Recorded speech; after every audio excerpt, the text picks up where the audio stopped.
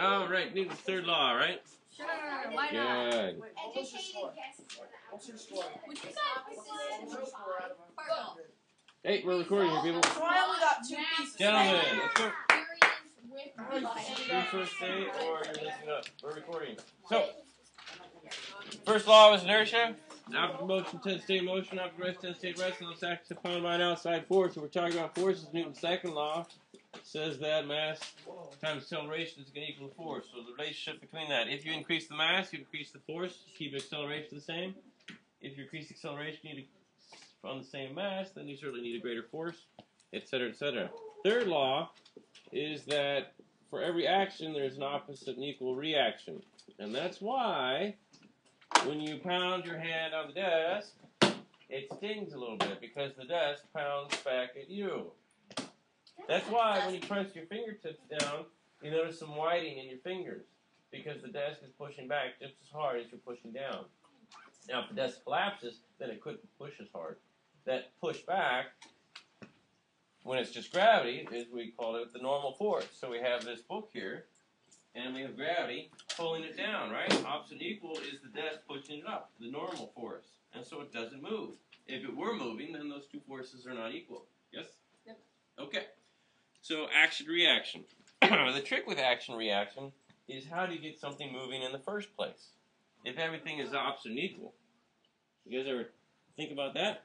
So what happens when you have a baseball bat, caveman baseball bat, and you have a baseball? Now the baseball is traveling towards the bat, and then the bat hits the ball, and all of a sudden the ball is going this way, right? Yeah. So how come the ball goes flying way out to left field, but the bat stays there? Because the bat has more force than the ball. The bat has more force than the ball. Thanks for playing. No, because Newton's third law says that action equals reaction. It's the same force on the bat and the ball. So, why does the ball go flying? And the bat stays there. Oh. Yes? Someone's holding the bat. Someone's holding the bat. So there's not equal forces, right? So the bat's not going anywhere. So let's say it's just this machine that swings the bat and the ball goes. Now the ball's still going to go flying. And the bat does not. Why does the bat not? Yes?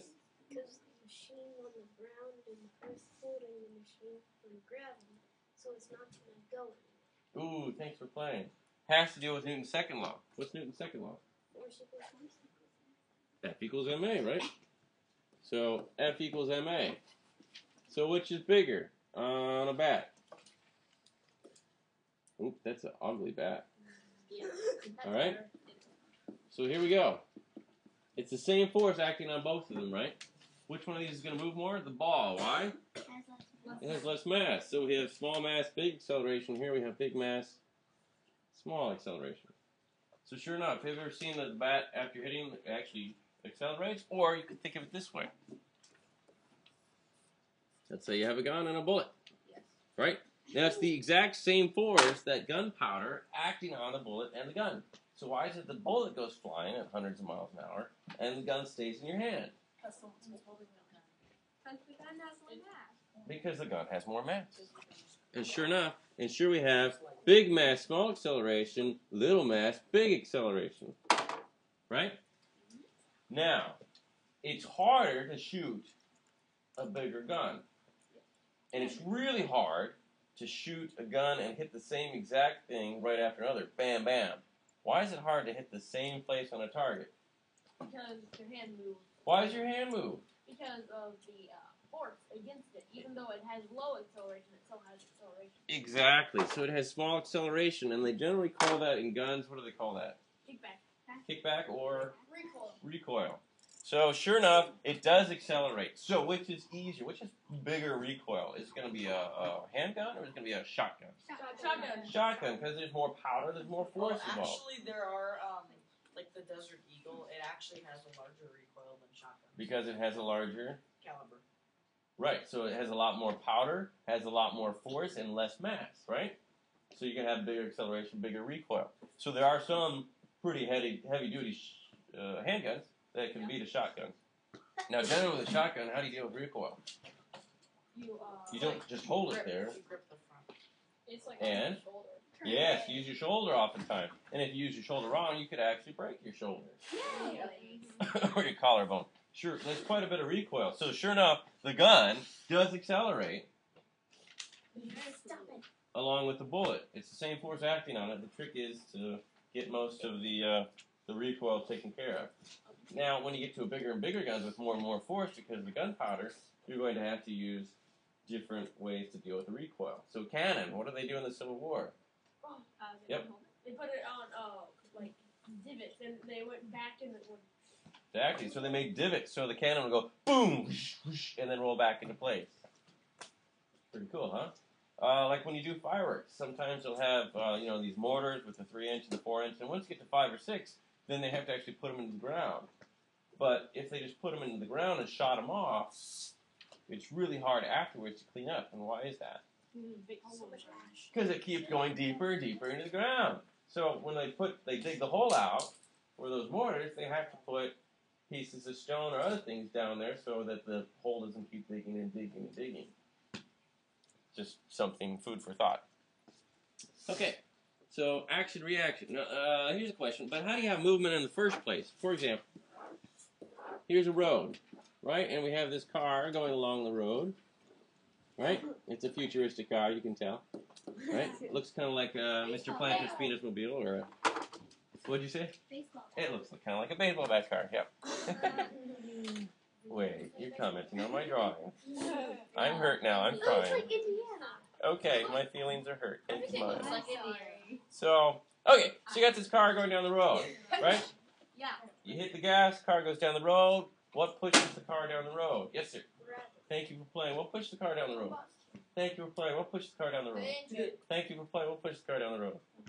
No. The road. Yes. The force caused by the engine. Ooh, see, now we're getting somewhere. The force from the engine, what does that push on? The wheels. Yes? The wheels. And what's the wheel push on? The road. And what's the road push on? The car. The car. Oh, the So, car. so the wheels push on the road, right? And the road pushes on the car. In order for Mr. Schuth to walk across the classroom, he has to have the floor pushing him across the classroom. If it didn't, then I wouldn't be moving forward. So here's the question. If Newton's third law holds, then how come there's any movement at all? If it's always equal and opposite, for example, let's go back to this book. This book has gravity pulling on it. Boom. Down. The desk is pushing up. Boom. Equally, there is no motion. But here, if we have opposite and equal reaction, Mr. Schuth pushes on the ground pushes on Mr. Schuth. Why is there motion? Yes? Because the ground has a greater mass. Thanks for playing. Yes? If you push the desk down like this, right, and then you push it down harder. Yep. So long as the desk can push back equally hard, then there's going to be no movement. But it's not equally hard because it can't. It can be. It's doing it right now. I'm leaning on it. Now that's more force than the book. It's me and the book, right? And then I could stand on the desk, right? And that's totally more force. But it's still, there's no movement here. And why is that? Because it's matching equally. But here's the problem. If Newton's law, action-reaction, I'm pushing on the ground pushes on me, why is there motion if it's equal and opposite? More mass. That's not the trick. This is the real tricky one. This is that... For a second, you exert more force. And net force is zero. Okay, the force is applied to different objects. Not all of its forces on you. Right? So there is an equal opposite force. Like here, we have both forces acting on the book. We've got the normal force from the desk, and we have gravitational force from gravity. Right? And then here we got the gravity force of the book and me. It's the same thing. There's no motion. But here, right, I am pushing the ground. The ground is pushing me. That's two different objects. And that's why you have motion with Newton's third law. Action, reaction. Does that make sense? So long as the force applied on different objects, you're going to have motion. If it's applied on the same object, and they're equal, Newton's third, it's going to be no motion. Yes? What about if you're jumping, like, straight up and down? Yep, straight up and down. What's the question? Like,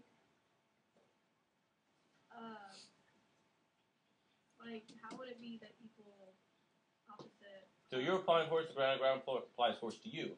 Once again, two different objects. around you. Right? So there is motion. And then you're in the air, and you're being pulled down, right? Good. And what's opposing your motion when you're in the air? Air resistance, right? So you've got gravity going this way, you got air resistance going the other way. Which is bigger? Gravity. Gravity's bigger, right? So you're going to keep going. All right, question? Comments, queries, posers? That's the tricky thing about Newton's third law. So long as it applied to different objects, you will have motion. Question? So force is applied on different objects. There is going to be motion, but if it's applied on the same object, it can depend on the depth. Yep. Let's talk about momentum. Momentum and inertia are often mistaken one for the other. Momentum is just simply the relationship between the mass and the velocity of the object. So the more mass it has, then the more momentum it has. The more velocity it has, the more momentum it has. However, what happens when velocity goes to zero? And the momentum. Oh, it's not zero. So the momentum is zero. It has no momentum. In order to have momentum, you have to be moving. Hence the moment, right? And we often just do this P equals mv, and m is measured in kilograms, and v is meters per second. So the units for momentum is kilogram meters per second, usually. Yep. Well then, momentum is zero when you have zero velocity. Then why do you jerk forward when the car is stopping? See, that's exactly my problem. Because momentum does not equal inertia. Inertia only depends on one thing. And what's that? Mass. Inertia depends on mass. So let's go back to the tarmac where we have an airplane, right, and a race car. So we have a race car going 200 miles an hour, running around the tarmac, and an airplane just sitting there. Which one has more inertia? Yes. The airplane, because it has more mass. Which one has more momentum? The race car, because it's moving. So that's the difference. And that's the tricky one, I think, is because people often mistake inertia for momentum. In order to have any momentum whatsoever, you have to have it moving. So you could take a semi-truck and a kid on roller skates. The semi-truck isn't moving, and the kid's going down the sidewalk. The kid has more momentum. Right? Now, which one's going to be harder to push around? The semi-truck, because it has more inertia. Right? Yes, question 90. P equals mv. What is P stand for? Momentum. What is momentum? Yeah, exactly. Because m has to be mass. That is an interesting question. I think that'd be a great bonus question on a test. What do you think, class? Would that be a good one? That'd be a good one. Okay. Everyone, look it up. So, Try something different. yeah, probably is. Yes, So question. momentum equals, it's P equals mv, but what does the mv stand for? V stands for velocity. Yeah, mass and velocity. Okay. All right, so let's do some problems, shall we? What if we have something like Mishra's car, right? So we got Mishra's wind-powered car, and let's supersize it so that it's 100 kilograms, right? And Mishra blows on it, and it's going along at, I don't know, let's say 10 meters per second. So the question is, what is momentum for Mishra's car? Yes? 1,000. So P equals mv, and 1,000 is not correct. 1,000 meters. 1,000 meters per second is not correct. 1,000 kilograms per meters per second. There you go. So 1,000 kilogram meters per second would be her momentum. Her car's momentum. Yep. Can I say why P stands for momentum? That would give it away, wouldn't it? No, Oh, go ahead. No, we move. No one That's gets true. Yeah, one. go ahead. I won't put it on the test. I'm not saying anything. All right. So let's do another one. Whoops.